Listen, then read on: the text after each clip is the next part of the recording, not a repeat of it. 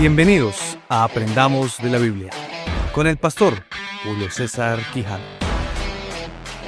En este prólogo encontraremos la genealogía y algunas narraciones de la infancia de Jesús, el nacimiento de Jesús, la adoración de los magos, la huida a Egipto, el sacrificio de los niños y el retorno, por supuesto, de Jesús a Israel. Desde el capítulo número 1, versículo 1 en adelante, se nos está hablando en Mateo acerca de la genealogía. Y Mateo sigue el sistema legal judío al dar la genealogía del padre de Jesús.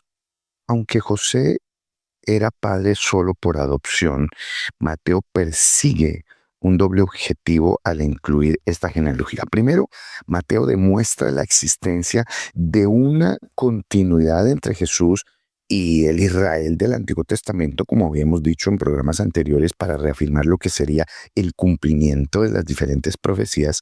Y número dos, demuestra el linaje real de Jesús. Por eso habla de Jesús, hijo de David, y su vínculo con los fundadores del pueblo judío, para que no haya dudas respecto a este punto de que Jesús es el Hijo de Dios que viene del pueblo escogido por Dios.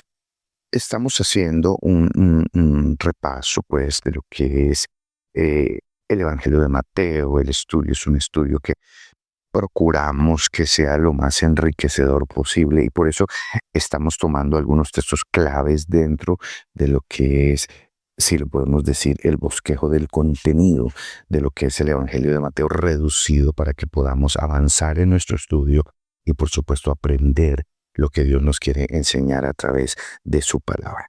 En el versículo número 19 del capítulo número 1 de este evangelio, luego de que se nos habla de la genealogía de Jesucristo, nos empieza a contar cómo fue el nacimiento de Jesús y habla de María. Y el texto del versículo 19, en el que habla de José como un marido justo, nos deja ver que este matrimonio, o como era llamado en la época, este desposorio, era un vínculo equivalente, pues, a lo que conocemos como el matrimonio actual, y que podía ser disuelto solo mediante el divorcio. Aquí el divorcio era permitido.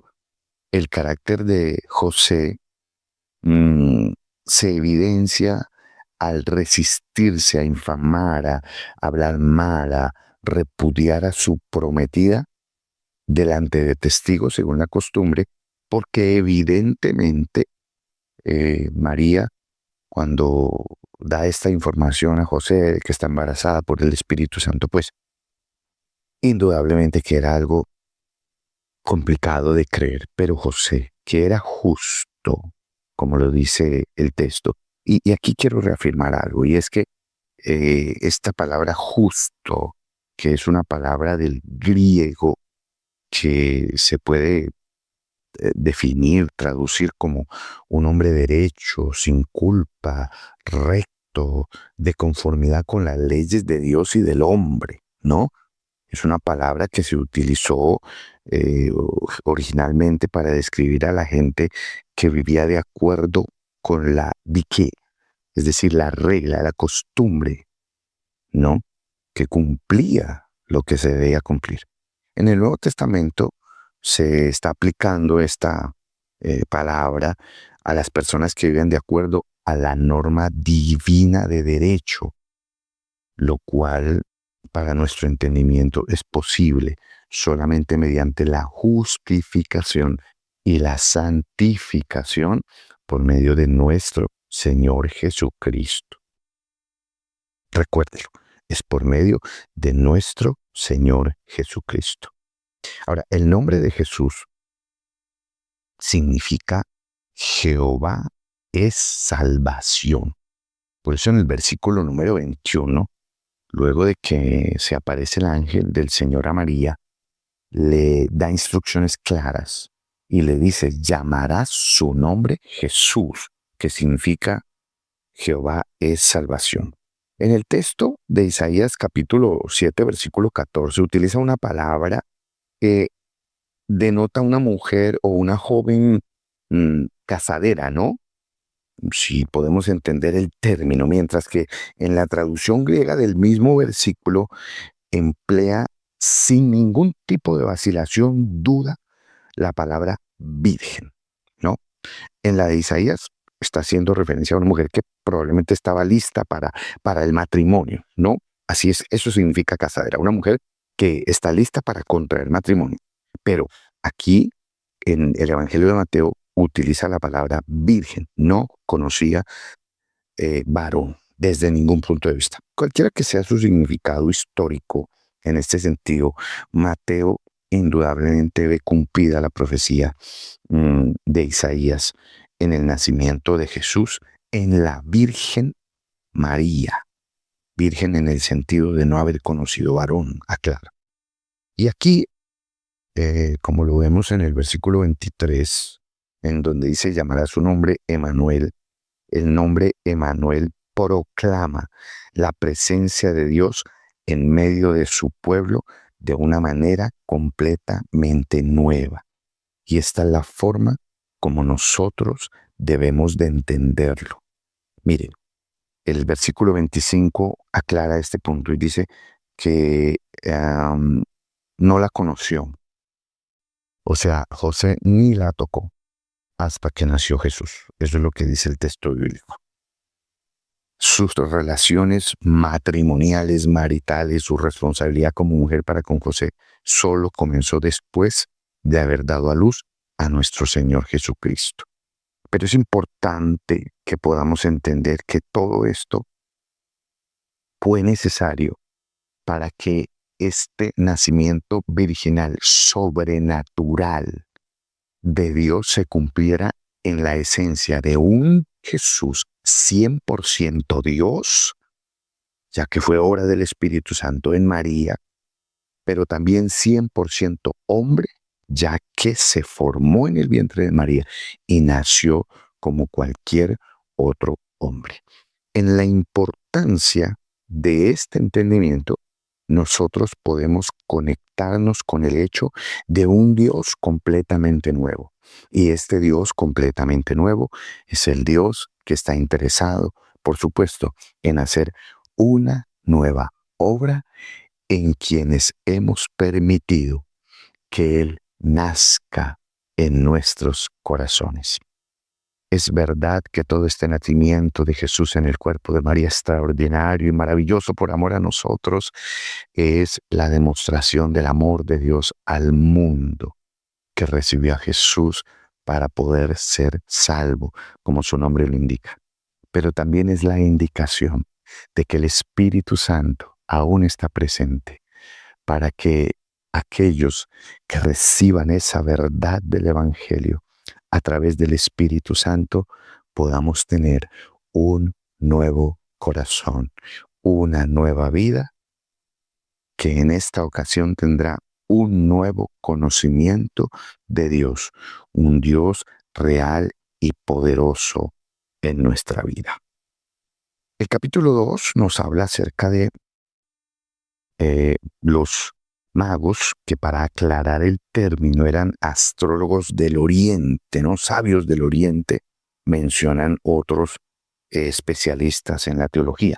Pero quiero aclarar que no eran astrólogos, ojo, en el sentido de la astrología moderna. Esta astrología moderna no tiene nada que ver con eso. La astrología moderna es una astrología distorsionada y que va más hacia la adivinación y hacia la brujería. Esta no.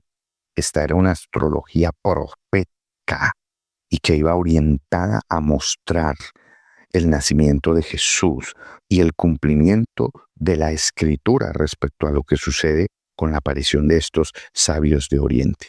Su visita, la de los sabios, sirve para reafirmar, destacar, mostrar la identidad real de Jesús. Por eso en el versículo número 11, cuando ellos ya llegan y ven al niño, no, como dice el texto bíblico, se postran y le adoran. No son cualquier persona, Son hombres importantísimos del Oriente, importantísimos. Y aún así se postran y adoran al Señor. Una hermosa reafirmación del reconocimiento de personas que no tenían nada que ver con el pueblo eh, de Israel aquí en este escenario propiamente dicho, y que aún así reconocen la identidad real de Jesús. Reafirmar que el Mesías sí procedía de la ciudad de Belén, no, es otra cosa que nos muestra eh, el texto bíblico. Y aquí donde encontramos lo que yo les mencionaba, creo que en el programa pasado, donde el versículo 4 nos dice que fueron convocados todos los principales y sacerdotes, los escribas del pueblo, y se les pregunta dónde había que nacer el Cristo, ¿no? Y ellos dijeron, mire, ellos sabían en Belén de Judá porque así está escrito por el profeta. Y tú, Belén, o sea, ellos sabían, pero no se interesan por esto. Me parece tremendo y quiero volverlo a reafirmar.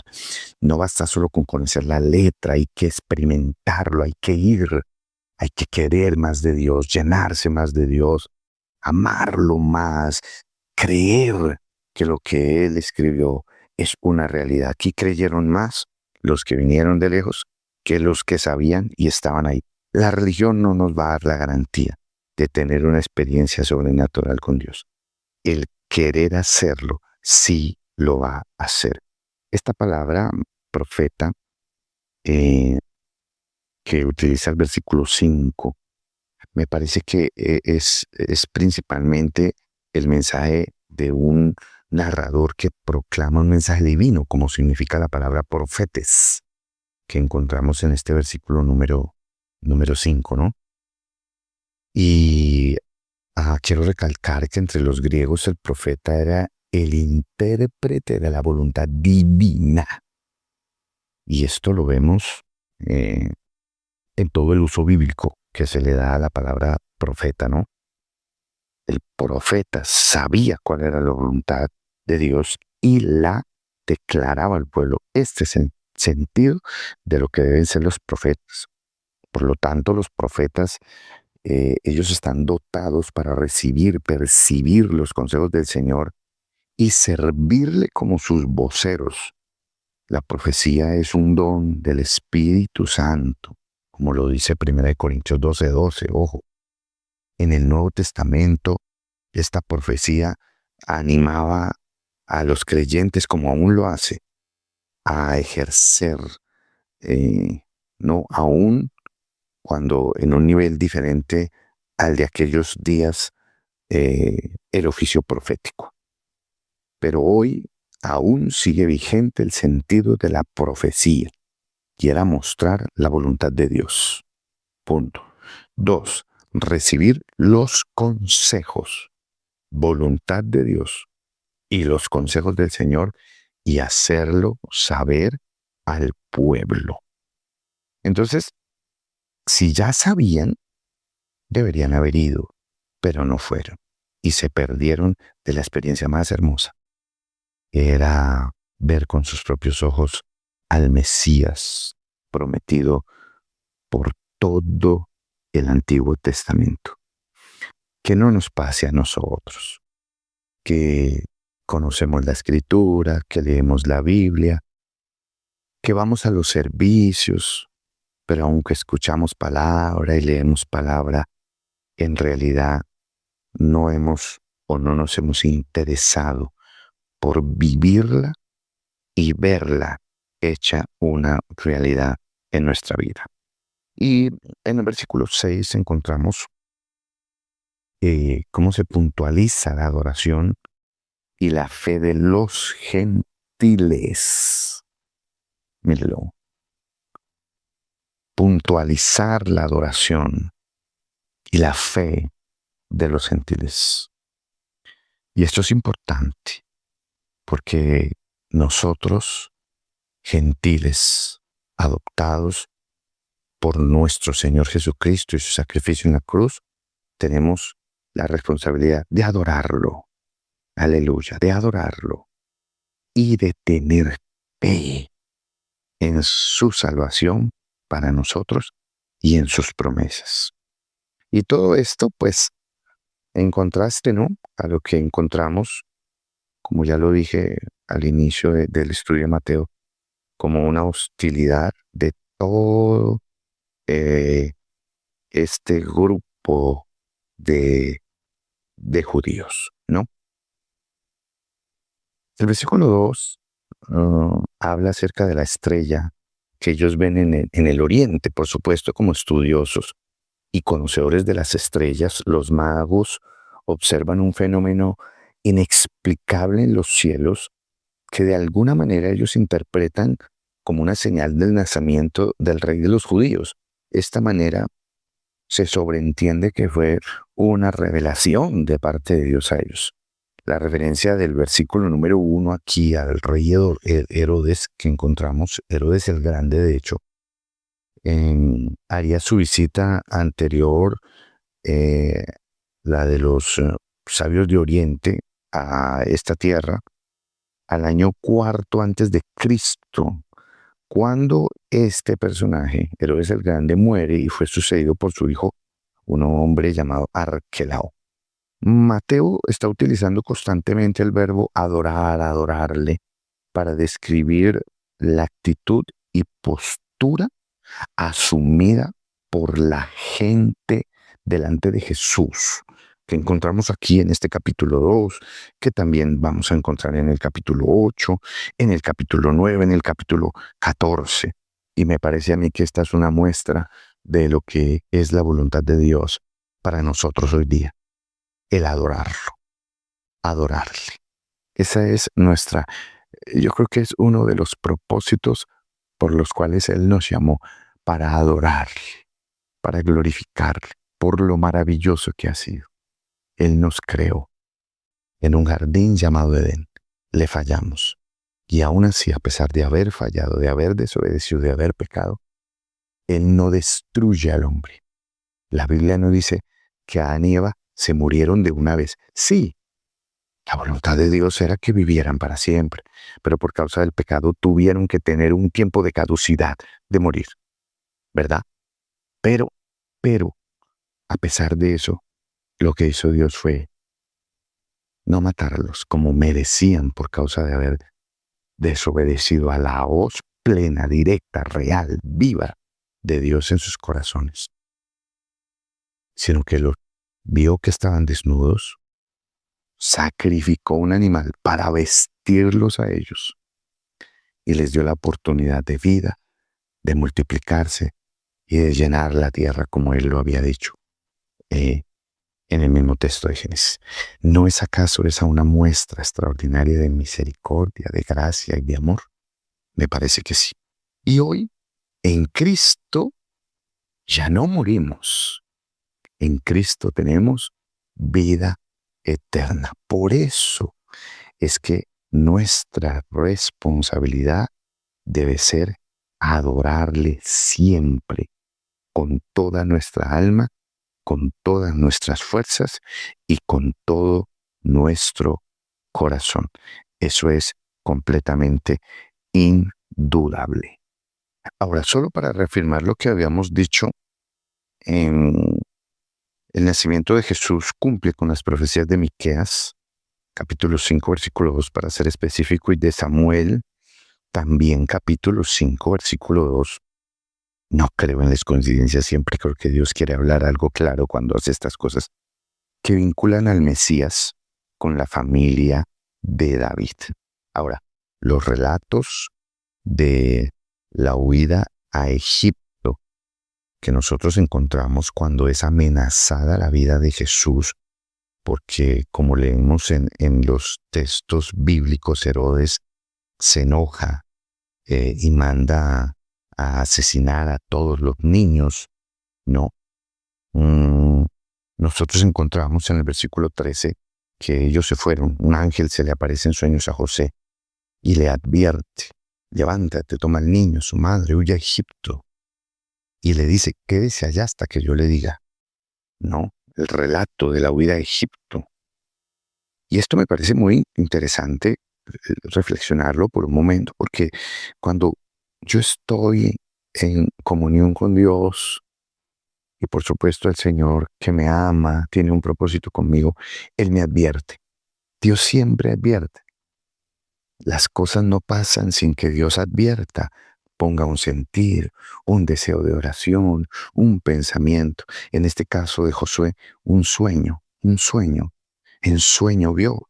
Y él no es resistente a decir, oiga, ¿será que esto es de Dios? No, el hombre se pone de pie, toma al niño y se va rapidito obedeciendo a lo que fue dado para él como una instrucción en sueño.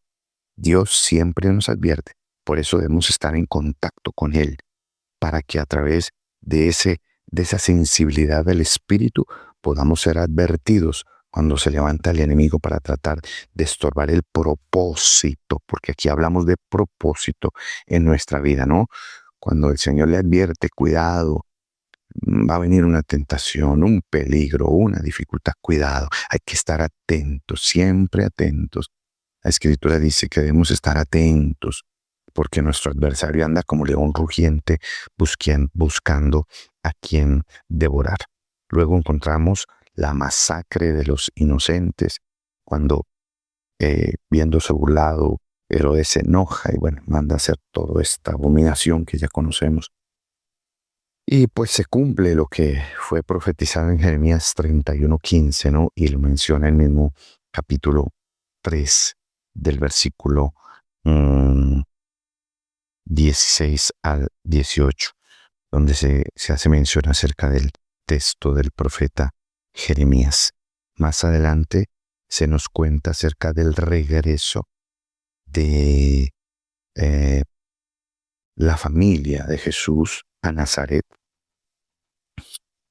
Y al regresar aquí subraya nuevamente, como ya lo mencionamos en otro programa, el cumplimiento de las profecías. Aquí Mateo se encarga mucho de mencionar las profecías, de dejarnos claro cómo se cumplen las profecías que fueron declaradas acerca del Maestro.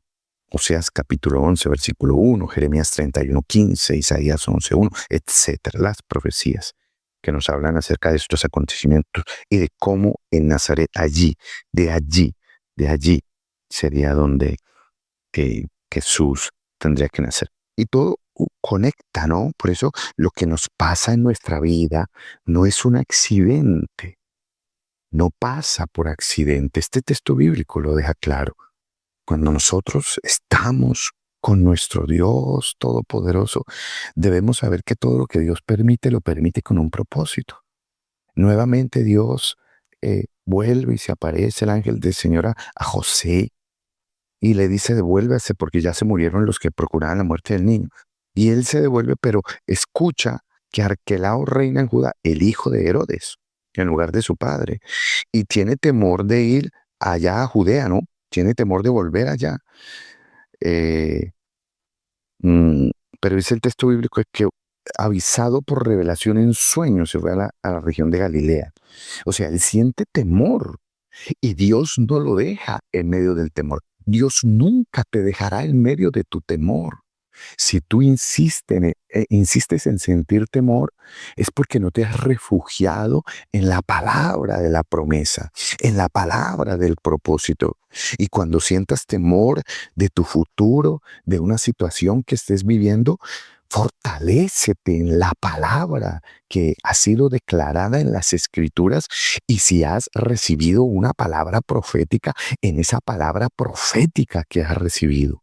Porque a mí me parece tremendo aquí que el texto bíblico dice que cuando él tiene temor, se asusta, esa revelación en sueño le dice, váyase a Galilea, allá a una ciudad que se llama Nazaret, porque hay una palabra profética de por medio en la que Jesús había de ser llamado Nazareno. ¿Y por qué lo manda por allá?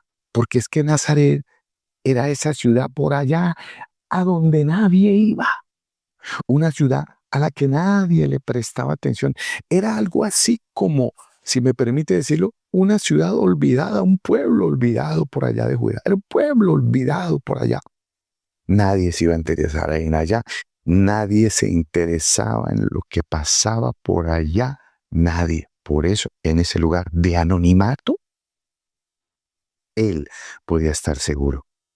Y yo aquí permítame, en medio de este estudio, emocionarme un poco y decir, wow, porque esto me está diciendo, el ángel del Señor le muestra a José en medio de su temor, tranquilo, todo está bajo control. No te preocupes, no te angusties. Yo tengo todo bajo control. Yo estoy conectándolo todo. Yo estoy haciéndolo todo de manera perfecta para que esa palabra profética se cumpla en tu vida. No entiendo por qué terminé en Egipto. ¿Por qué me devuelvo? Y ahora que me devuelvo me siento inestabilizado. No sé qué hacer. Tranquilo, todo está moviéndose de acuerdo a mi plan. Tú solo preocúpate por oír mi voz y estar atento a mis instrucciones para tu vida, que yo me voy a encargar de llevarte a un lugar seguro. Y al lugar seguro que lo llevas al lugar del anonimato. Allí, en ese lugar de anonimato, se está preparando el tiempo. Allí se está planeando todo, todo. En Oseas encontramos que hay un nexo entre el hijo que viene de Egipto con la profecía de Oseas, ¿no? Y aquí, por supuesto, se refiere a Jesús. Estaba profetizado. Estaba profetizado. Había sido declarado. Aleluya. Y en esta declaración hay una profecía de futuro. Porque dice que para que debía ser llamado Nazareno, el versículo 23. Y esa palabra Nazareno se refiere a dos términos hebreos. Rama, que es brote, o vástago. ¡Wow! Y estos términos hebreos, brote o vástago, está diciendo, aquí empieza. De aquí va a empezar algo poderoso, algo nuevo, algo que cambiará la historia del mundo entero y la espiritualidad de cientos de miles de millones de personas. Así que cuando Dios te lleve a tu lugar de anonimato, tú no te angusties, no te preocupes. Jesús esperó 33 años para empezar su ministerio. Tú no te angusties, no te preocupes. Hay un tiempo, pero si tienes una palabra profética, todo lo que Dios ha hecho, todo lo que Dios ha permitido en tu vida, te va a conectar.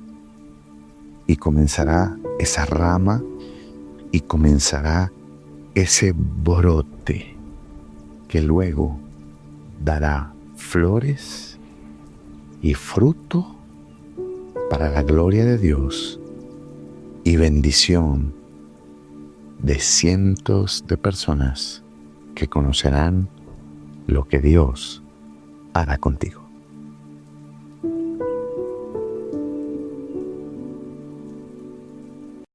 Aprendamos fue un programa producido por el Ministerio Internacional de Avivamiento. Para más información, visite nuestra página web www.minavivamiento.com.co o si quiere escríbanos en contacto @minavivamiento.com.co.